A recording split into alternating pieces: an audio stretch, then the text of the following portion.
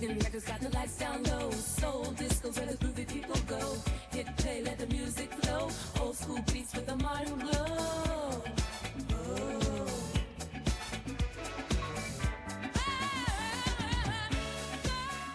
Hello everybody and a very warm welcome back to the latest episode of Hidden Jewels of Soul and Disco. I do hope you're doing absolutely fantastic. This will be the last episode of Hidden Jewels of Soul and Disco for 2024, and I'm wishing each and everyone a happy 2025. In this week's episode, we are featuring the group S.O.U.L, Sounds of Unity and Love. What they're saying is soul. You say what? I say, they said soul.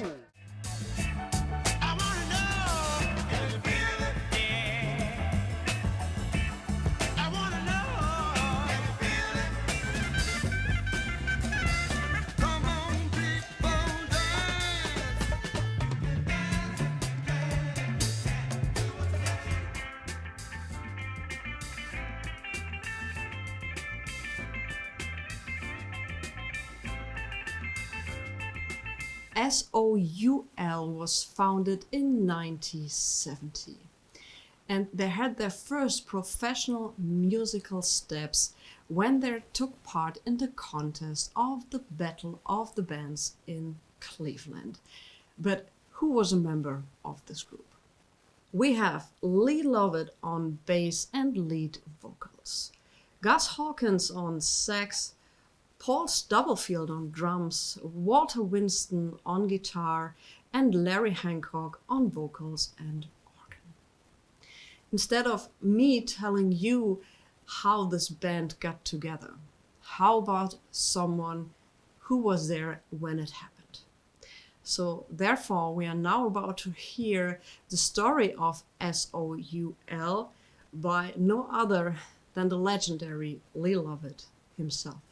My name is Lee Lovett, and I'm one of the members of S.O.U.L, which stands for Sounds of Unity and Love.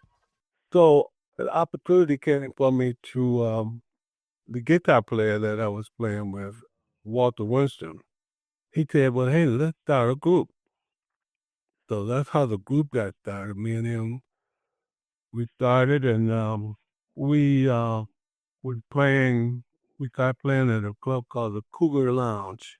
It was like me and him and the drummer. That's all it was, just the three pieces.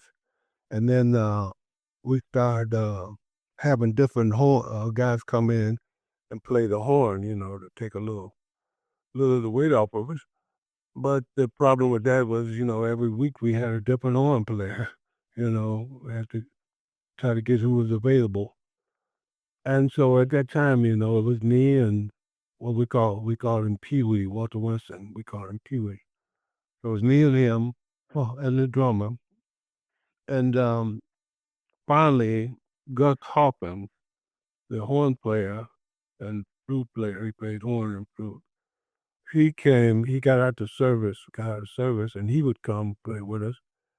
And he stuck, he was into what we was doing, so he stuck with us. So that made it was four of us then. And we played the Cougar Lounge, and we play other clubs here in Cleveland.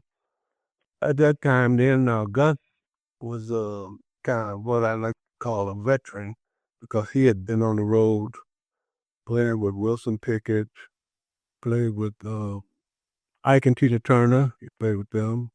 He played with James Brown. So in his dealings with that, he met this guy from Toledo called Paul Stubblefield. He was a drummer. So Gus hooked up with Paul, and Paul came here, and so that kind of put him on the drums, and so that was the original four of us. After that, while we were playing, we got a call to they were having Channel 5 here in Cleveland was having a Battle of the Bands. And so we went down to Channel 5, And the Battle of the Bands was like all local bands, you know. It was kind of like during the Chicago days, you know, they were very hot. And all the other bands were white guys. And, you know, they had 6, 7, some of them had 12 guys because they were playing Chicago, you know. And I'm thinking, hey, ain't no way we can win this. You know, it's only 4 of us. But we got in and did our thing, just the 4 of us. We were playing and singing and moving and, you know, and everything. And as luck would have it, we won. The 4-piece band beat out all the other bands. They had like about 12 other bands. So when we won that, we won $1,000 a man, and we won a recording contract with Musiccore Records up in New York. These talent contests were always very favorable for the labels. And also this time, Musiccore was a sponsor of this contest because it was a very easy way for record labels to find new talents. So they could immediately see how is the audience interacting with the musicians on stage. Do they love them? Do they hate them? Are they good? How is it working out? So that was always a very easy way to find new talent. Today we have shows like Star Search or Britain's Got Talent who work like in the same scheme. After they won this contest, they released a couple of singles in 1971. And there's one I want to point out particularly, and it's called Down in the Ghetto, and on the single was Part 1 and Part 2. This single created quite the buzz. And S.O.U.L was immediately invited into the studio to record their first album. And it was called What Is It? And it was recorded within a week because the group was very familiar with the material. They sang it many times before on stage. So doing this album was a very easy task for them. The label wasn't the biggest one, and when it comes to promoting an album, the band did a lot of that work themselves. We was on cloud 9. Hey, too, you know, because I don't know what other people do, but we promoted that album. You know, we had like little posters and stuff of the album, and I would go to every record store and stuff and sit it on the counter, ask them could I sit it on the counter and everything. And, you know, you imagine all of us doing that. We really promoted it, you know, because it was our baby, our first album, and we thought that, you know, we were on our way. So we did a lot of promotion on that, just the group. I always cherish these moments when artists from back then tell the story of how they promoted their own material, going from one record shop to another record shop, maybe talking to some DJs, just getting the message out there, hey, we're good and we've just released an album. After the album release, Lee thought about adding a lead singer to the group because he had a lot of work to do while being on stage, dancing, playing the bass, singing, and therefore they sought for support an additional member of the group, and that's how Larry became a part of S.O.U.L. But we came to the realization that we needed a lead singer, you know, to take some stress off of me, trying to sing everything and play and move, you know, because when I'm playing, I'm constantly moving. I'm one of those that, you know, at one point I was playing my bass and playing the tambourine with my foot. So I'll be busy, you know, I'll be busy. And I knew, you know, if we're going to go anywhere, we needed a crooner and a singer and somebody to catch the ladies' attention and stuff, you know. So Larry happened to be my brother-in-law. Me and him married sisters.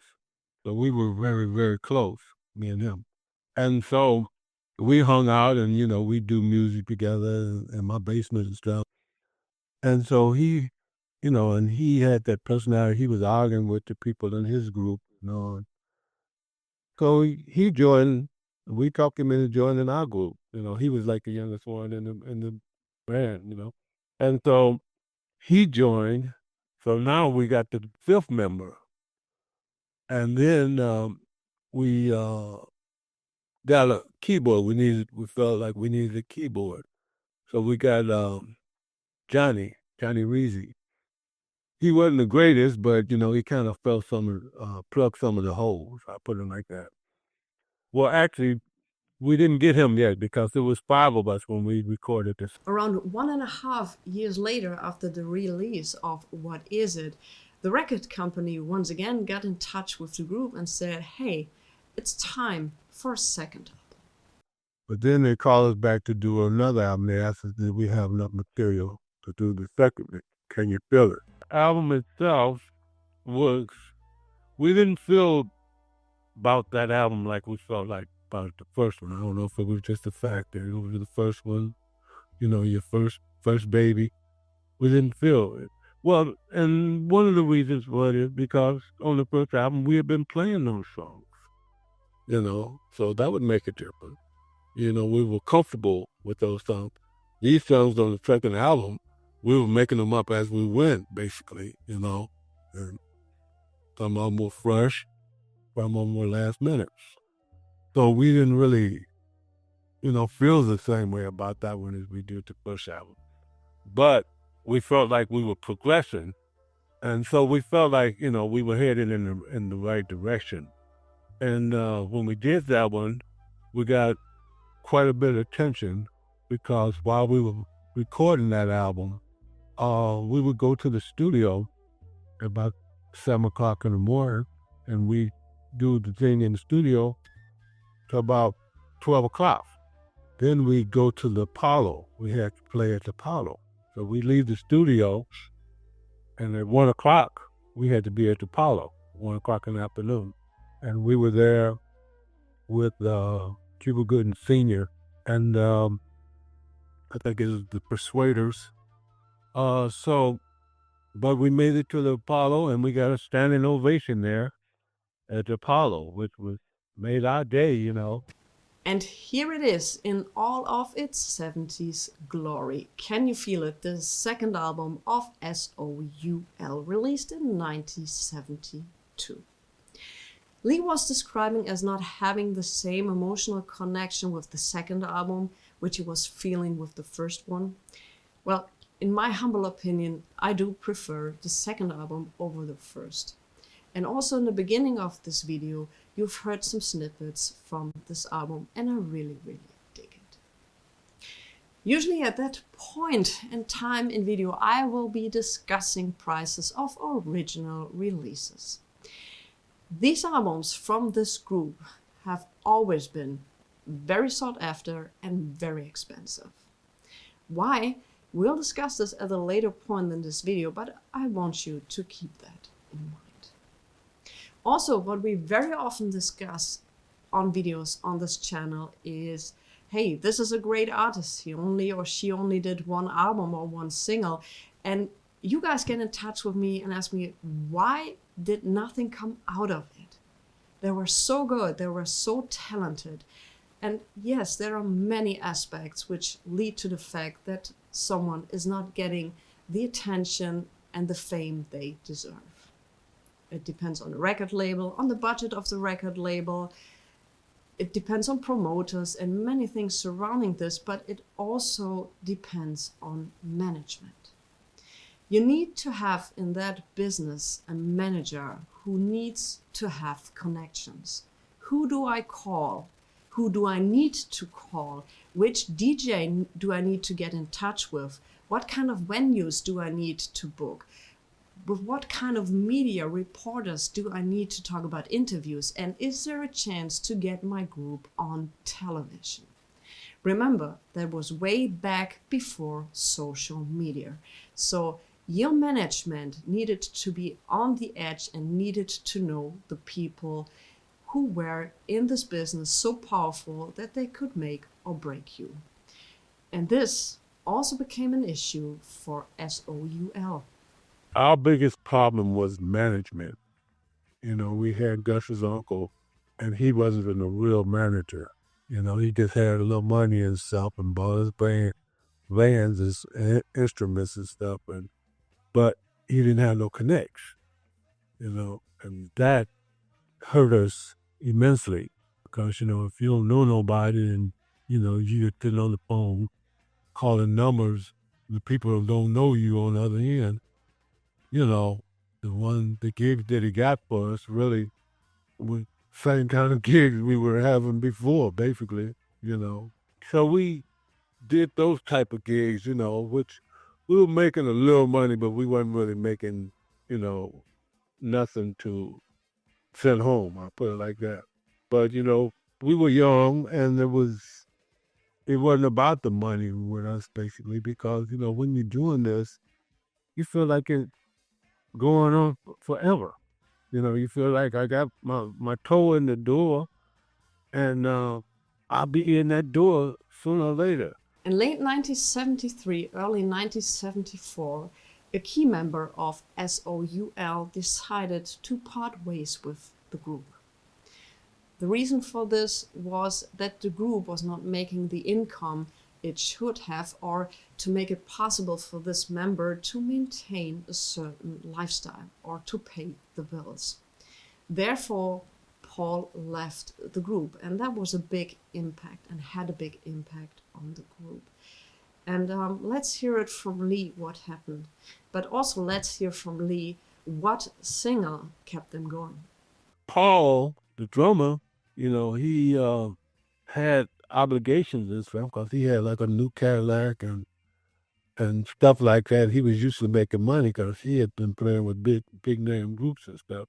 So he said he had to leave the group, and that hit us pretty hard because he was a hell of a drummer and a hell of a promotion guy, because he was one of those guys that's always out, So he left the group. When he did that, that hit us for a loop, but it didn't stop us. We didn't miss a beat because we just got another drummer. I think we got Lefty, but a guy named Lefty. He came in, and he didn't have that pizzazz, off the drums like Paul had. Like I said, Paul was a ladies' man, but what got us going again is I wrote this song called The Joneses. The Joneses Part 1 and Part 2 was released in 1974. And once again, this single created quite the buzz. You know what? Let's have a listen. Hey Lee, I'm still the same. I'll never change. I'm still the same. If you want to have an original copy of this single, they are out there and they are available. Once again, depending on the condition, but you'll find the single between 10 to 20 bucks. But the story with the Joneses goes on. We recorded it here at Cleveland, I think Cleveland Studio, Cleveland Records or whatever it was called, the studio here in Cleveland.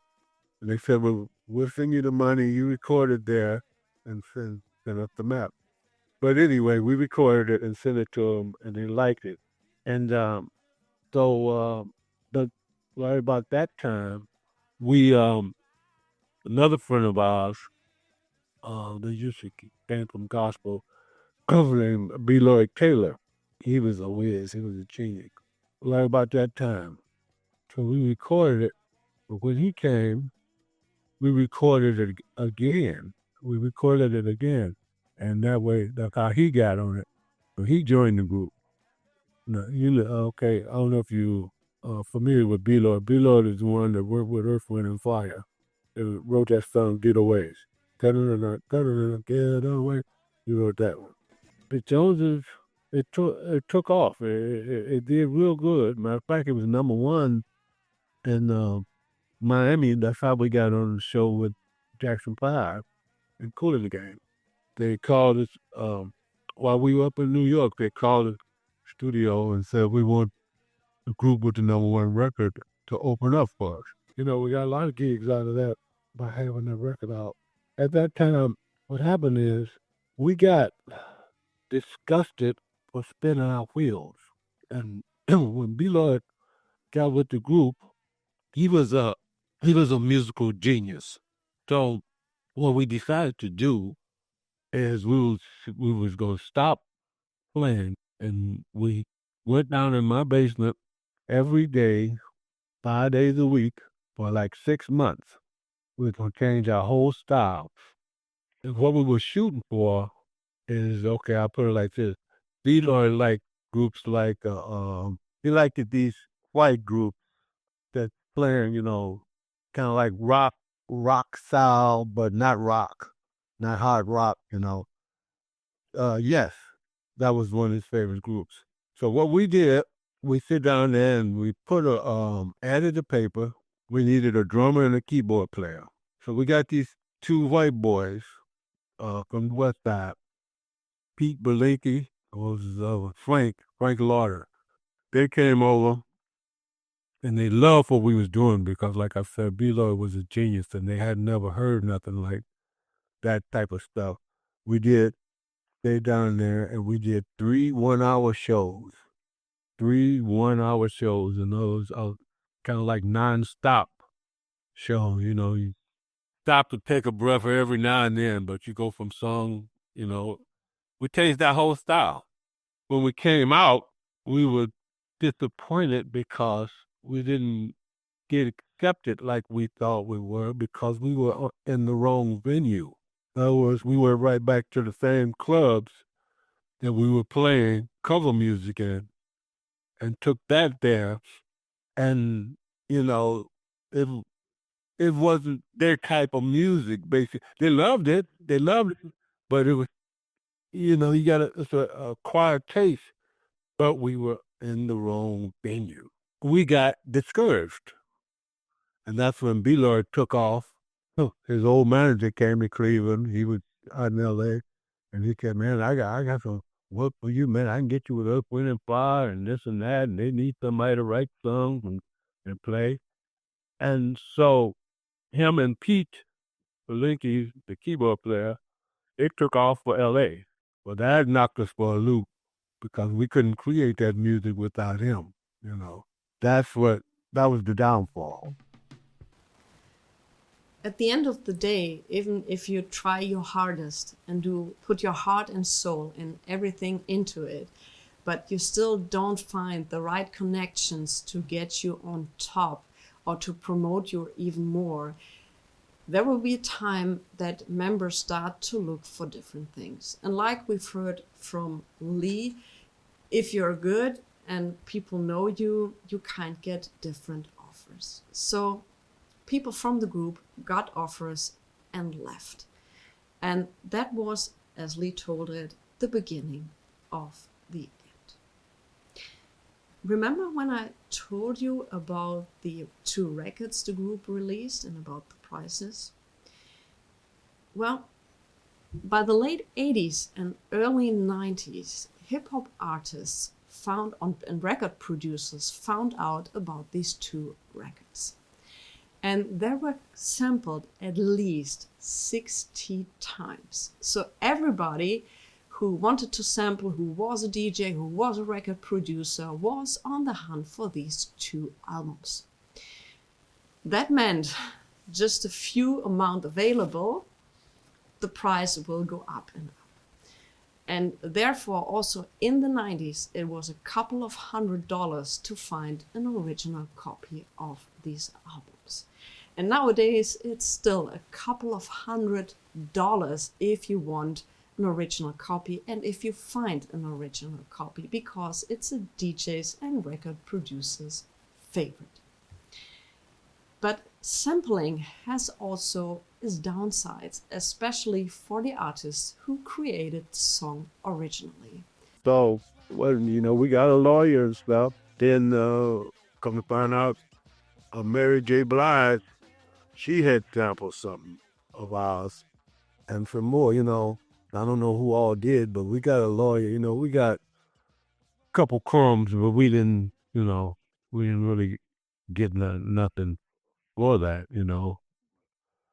And So that was, it was kind of like bittersweet because you were honored somebody was doing using because Gus playing the horn or the flute or something, and they singing or rapping or whatever they were doing, and they didn't try to hide it; they just took it. I couldn't have said it better than Lee himself. Being sampled is a bittersweet experience. On the one hand, your music gets introduced to a new generation of music lovers.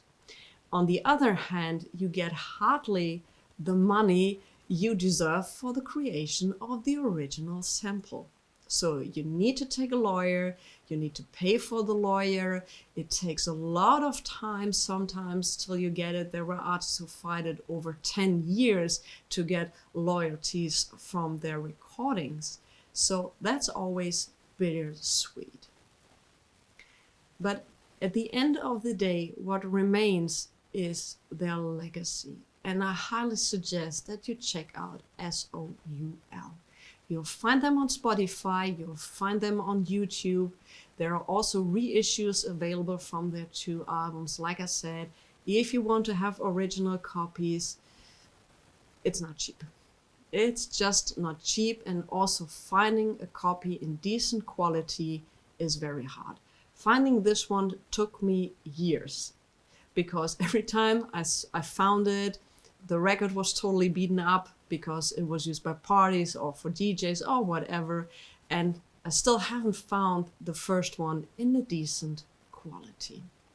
But like I said, the music from S.O.U.L is out there, and have a listen to them. I promise you, you won't be disappointed. And if you liked that video, I highly suggest that you check out the playlist appearing here, and I catch you on the next one.